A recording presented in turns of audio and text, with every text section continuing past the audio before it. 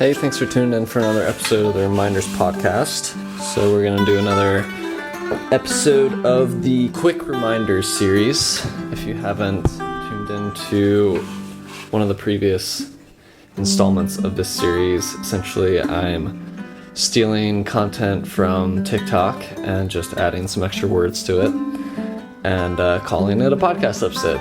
So that's what we're going to do. Quick note, what you're hearing in the background here is a snippet of my latest release. This is called Begin Again.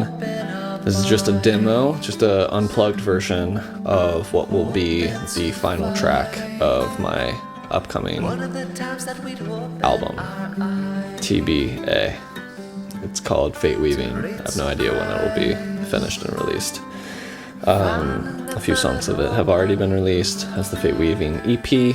And I just felt that this particular track had a certain essence and magic to it before I started adding arrangement elements to it. So I added, Ryan on sax and added a little drums myself, some extra guitar layers, my buddy Curtis on bass.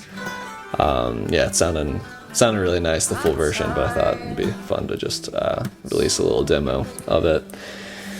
Why not get it out there before it's finished? So let's just take like a real quick grounding moment. I tried to do a take of this just now, and I felt like I was a little ungrounded, so I'll just take the moment to come back to our center. Take some conscious breaths.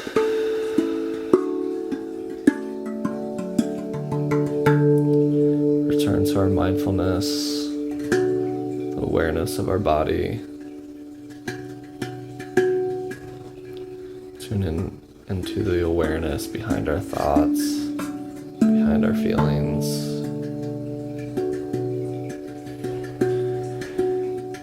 Through the anchor and bridge of conscious breathing.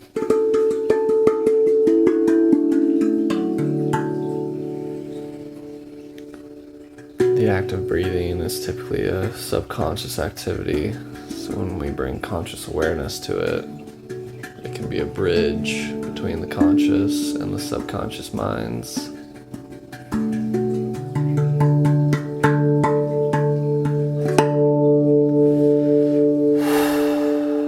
So let's be aware of that throughout this episode, throughout whatever it is that you're doing while you're listening to this.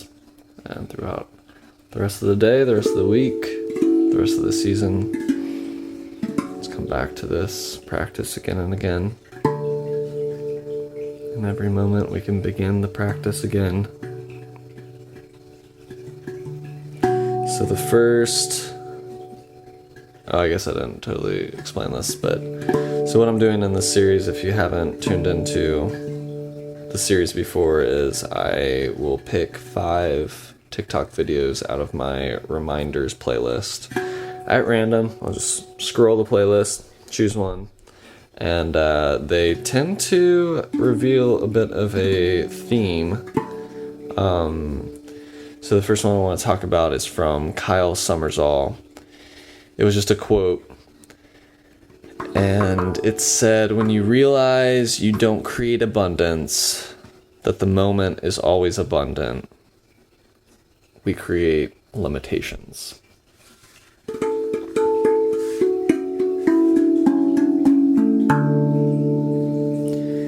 So that definitely rings true to me.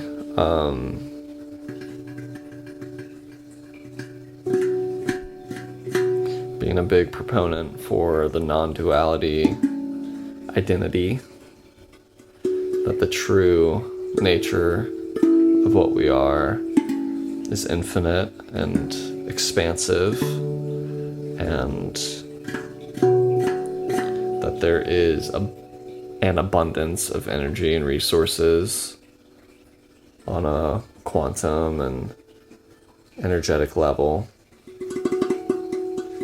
Even though, of course, on Earth we may experience limited resources in a given moment if we are, binging our resources, but or if we've created a situation where we have more mouths to feed than, the earth may have bargained for. But I don't think that's really even, I don't think we've approached that yet. And the point is that throughout time, and with time and with technology and with our intelligence, we could definitely create alignment with abundance. We could create technology and systems that allow for true abundance to any number of humans and animals on Earth. And so on the level of, it's kind of a common new age type of principle to hack abundance or create abundance for yourself. I think that this is a crucial reminder, because it's not about necessarily creating abundance. That's a little bit of a misnomer, because we don't need to create it. We perhaps just need to tune into it, or question and stop. Question what we are tuning into and stop tuning into scarcity and distraction from abundance, the limitations that the quote was referring to. I've definitely, experienced the cultural programming of scarcity. We are brought up in this sort of dog-eat-dog competitive culture that, sets up a, just dog-eat-dog competitive atmosphere and environment. And we have common phrases like earning a living, so that innately puts this expectation that we don't deserve, or that we don't have a right to a living, right? Like, we're alive. You don't have to earn being alive. You made it. You're here, and the fact that thriving and access to survival and resources isn't a right in most countries or in the world is an example of how we have created limitations in our thinking and the way that we systematically conduct ourselves as societies, So it's baked into our language, earning a living, it's a very common phrase. If it's baked into our language, then it's baked into our psychology. So I've definitely experienced that myself, and I think it also boils down to that we, in every moment, are experiencing what we, on a subconscious level, believe that we deserve. So, I have historically created limitations in the sense that I've created a distance between where I am and what I desire, rather than being in a state of flow and in a state of abundance where whatever I desire, I have an expectation and a subconscious expectation and belief that I will experience that. Sometimes I go through periods of prolonged suffering, and my mental fixation towards having a certain experience and not being there yet, or I think that it's an example of, on some level, I don't feel like I deserve it, and I'm creating suffering through that limitation that I'm experiencing and energetically investing into. So that's just an example. I also was raised by someone who grew up less privileged than I did, and so I had a certain level of I'll just put it this way, being frugal was highly valued, and I considered that a value when I was growing up.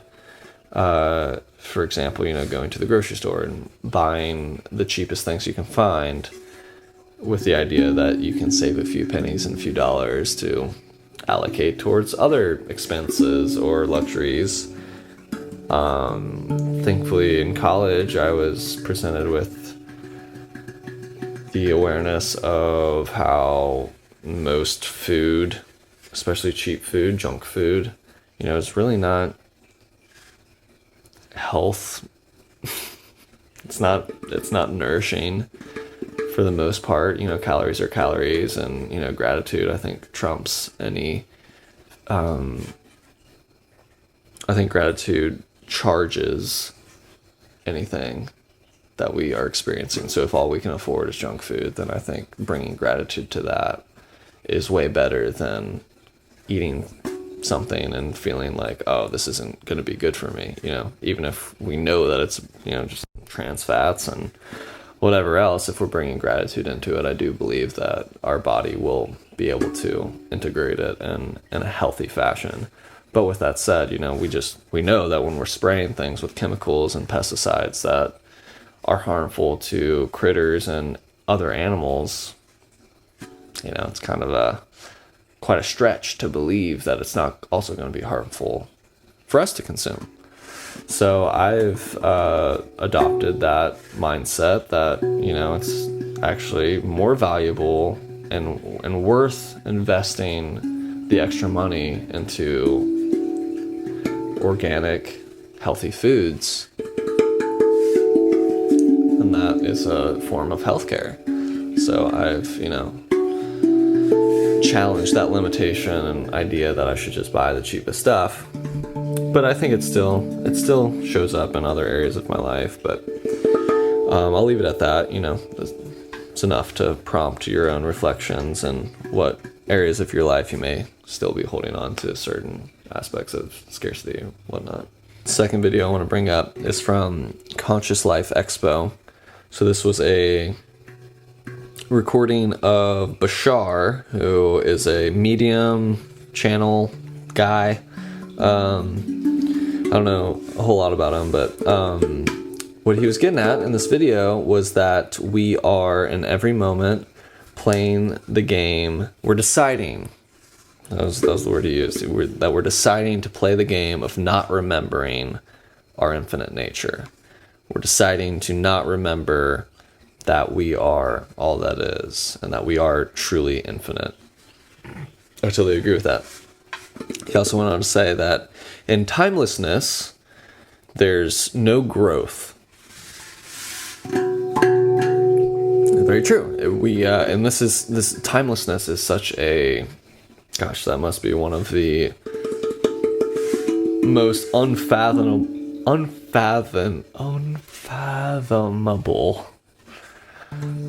concepts to the human mind. Timelessness. What does that even mean? We need time to even process conceptualizing what that means. That's so out there. That's so far out.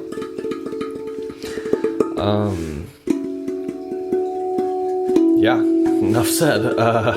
So even having said that, I do believe that timelessness is closer to our truest nature, and that I do agree that infinity is closer to our truest nature, even though that's so hard for us to conceptually understand.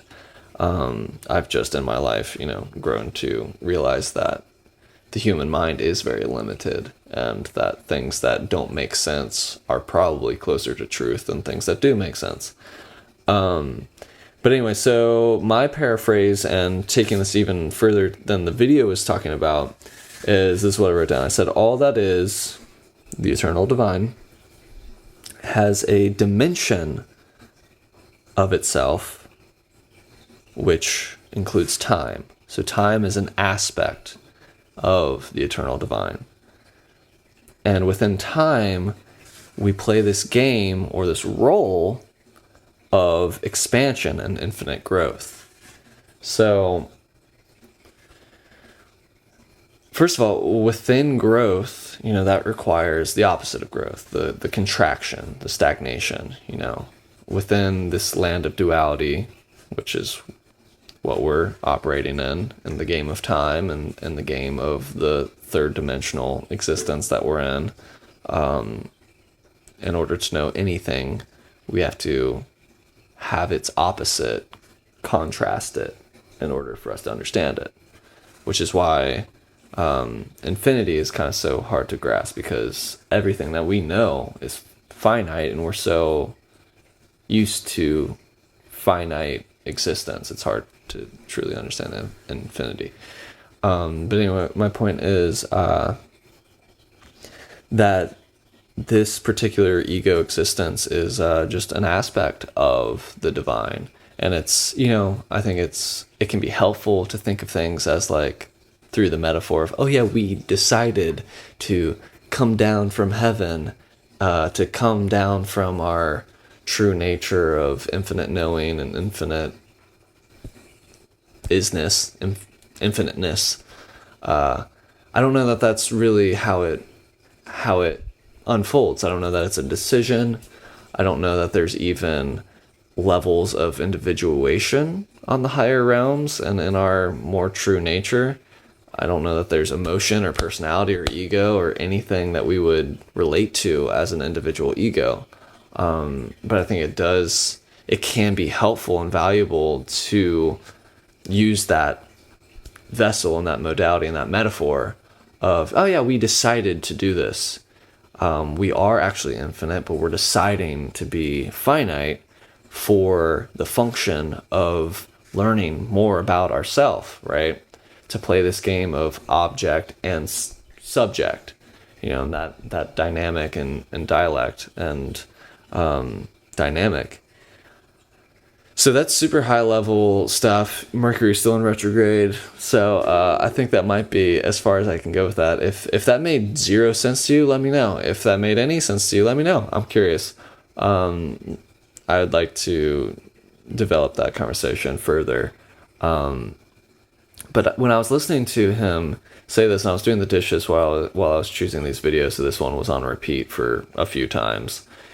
And I just had this sort of like expansion, like that was my extra spin on this, is that, that last part of this being a dimension of infinity, that all that is what we really are, and that this is an aspect of it, is time and ego and growth and contraction and all that stuff.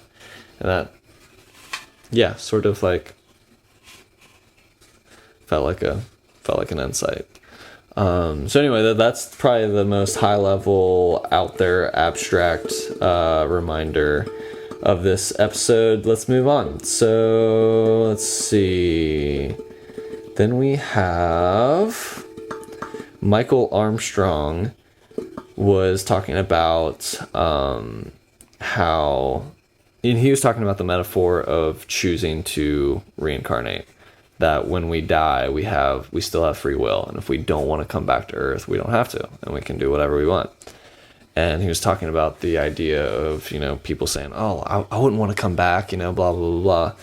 And what his point was that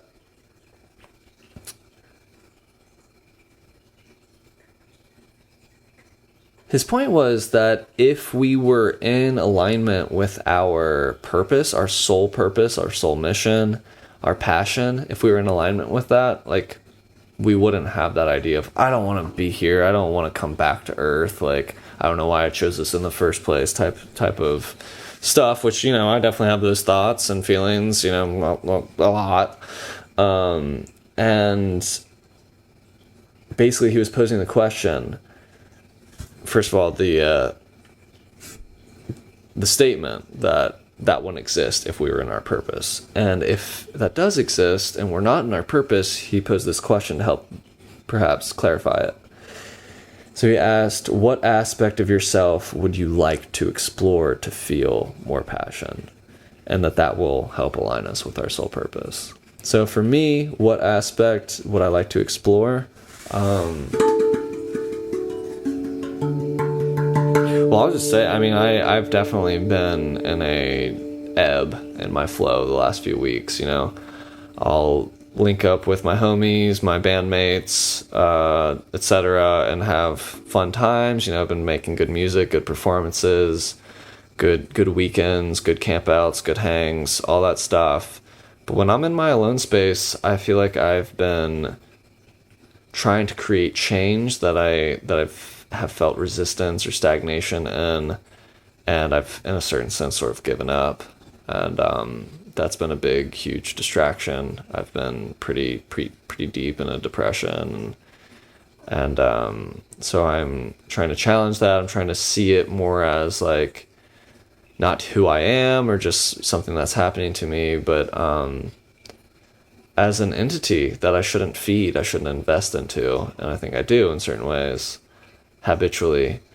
So what aspect of myself? I mean, music is the obvious. That's what always pulls me out of my hyperfixation on, the shadow and what's not going right. Music is almost always something that feels right. In creation and sharing it with other people, that doesn't always flow.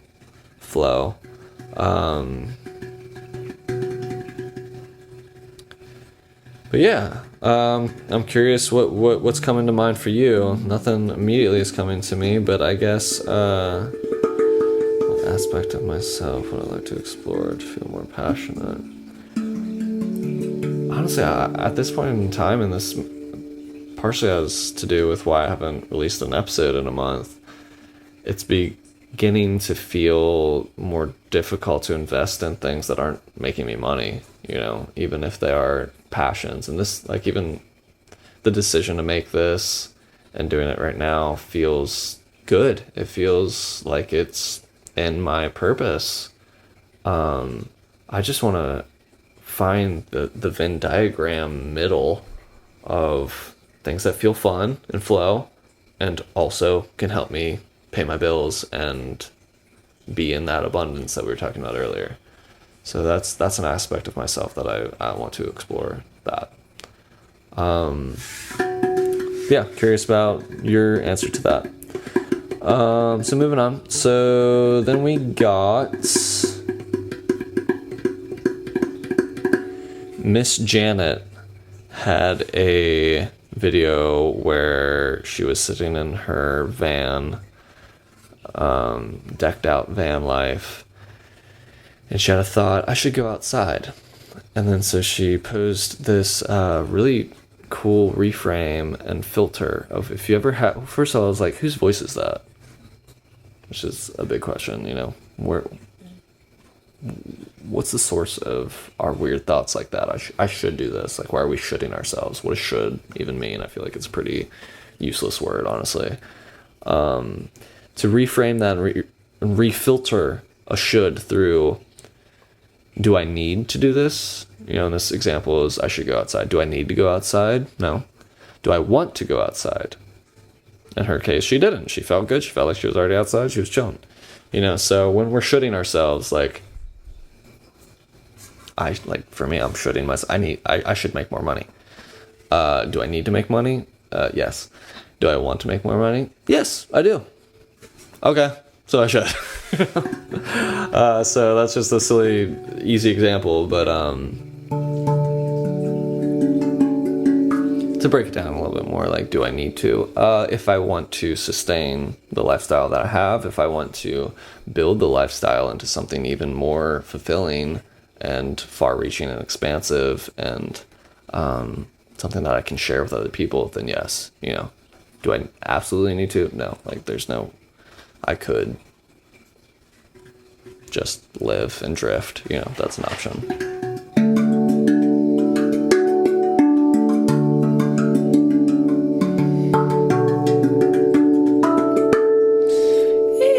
Anywho. So the last one is a little bit of an outlier, but I think it's relevant enough. We've got Jared Ray is asking the question, are you the type of person that falls in love super easy in any environment, context you're in? You find yourself crushing hard. And that if that's the case, that there's something that your soul wants to embody that person is an embodiment of. And the ego is misapprehending this as this person will complete me. But really it's that they have traits that we want to be embodying, or that in some way they are exhibiting energy that we, on some level, wish that we had ourselves.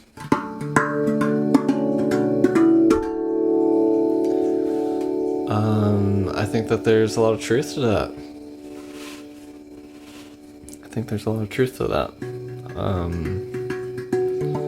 I don't think that I'm necessarily the type of person that is who he's initially referring to, like on the Enneagram, this is considered the tragic romantic or hopeless romantic type of person that's literally falling in love with everyone they meet, more or less. I wouldn't say that I am that type of person. I've really only been in love with maybe 3 people in my life. With maybe an extra, I don't know, maybe 4. And then an extra, another 4 or so, heavy crushes on top of that.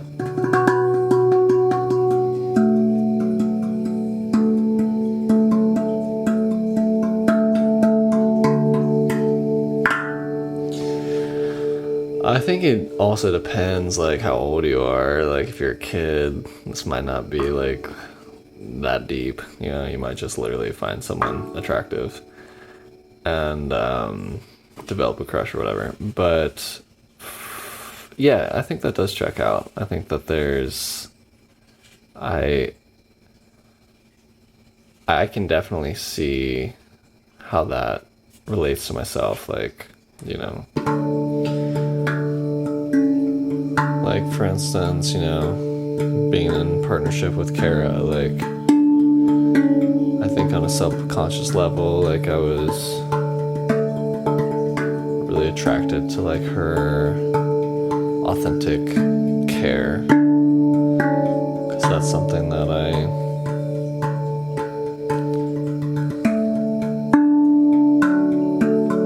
I guess struggle with. I think I can be a little bit callous and apathetic towards myself and towards the world, almost living in the shadow of the non-duality perspective of everything's already perfect, everything is what it is, everything's where it needs to be, and so it doesn't really require me to care about it. I don't have to be so emotionally invested in myself or the happenings of the world because it's fine already. That can be really dangerous,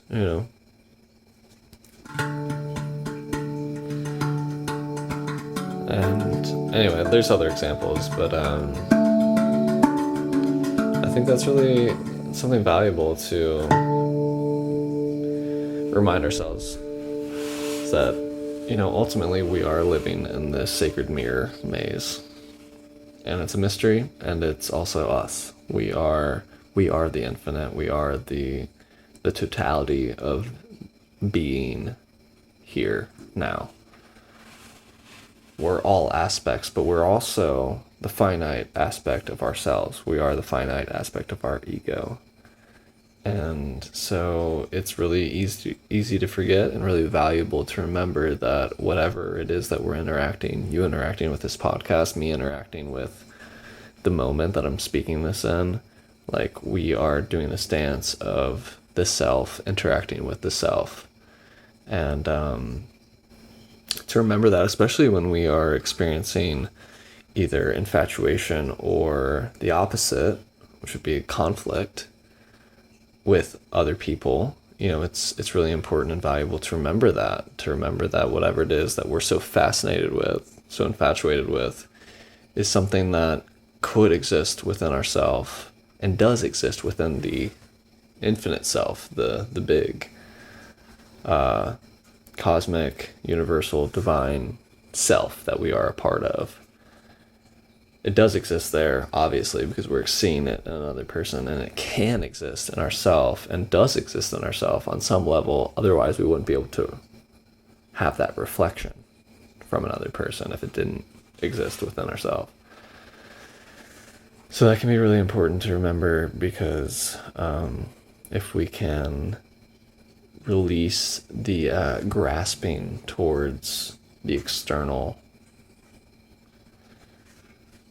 other people, the external validation, whatever it may be, if we can release that and let that go, then I think it's easier for us to relax the idea that that would complete us, and we could free up some space to just embody that ourselves. On the other hand, I think that we all need each other, and I think that the opposite could be debated as well, that, we do complete each other in a certain way, because we can't be everything all at once, individually, as egos, we can't be everything all at once. As our true nature, yeah, we literally are everything all at once. So, it's a little bit of this and that. But when it comes to, like, if there's suffering involved, if there's emotional attachment, and if we're creating tension, then I think it can be really valuable to remember that we do have access to all of the qualities that we love to see in other people. So, yeah. All right. Another episode of Quick Reminders. If you want to reference any of the videos I'm referencing in this series, I have a public playlist on TikTok called Quick Reminders, so you can find all of those videos there, and in the description I will tag or list all of the handles of the creators that I'm referencing in this video. Thanks for tuning in. Right here with me, right now. Somehow we're gonna find out. It's alright, it's all here.